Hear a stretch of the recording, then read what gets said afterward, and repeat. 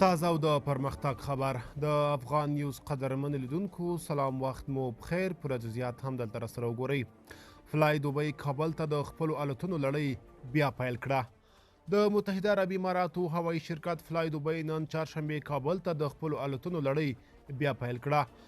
فلای دوبۍ د اکتوبر په 12مه په خپله ویبپاڼه کې په یوه اعلامیه کې ویلي وو چې کابل ته خپلې الوتنې به د روان میلادي کال د نومبر میاشتې له 15مې بیرته پیل کړي او په ورځ کې دوه الوتنې به د دوبۍ د نړیوال هوایي ډګر له دوهم ترمینل څخه ترسره کیږي.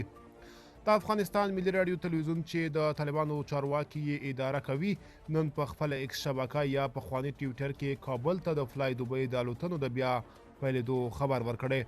د 2021م کال د اګست په 15مه پر افغانستان د طالبانو له بیا واکمنېدو وروسته فلای دوبۍ هم لکه د نورو نړیوالو هوایي شرکتونو په څیر افغانستان ته خپلې الوتنې درولې وې.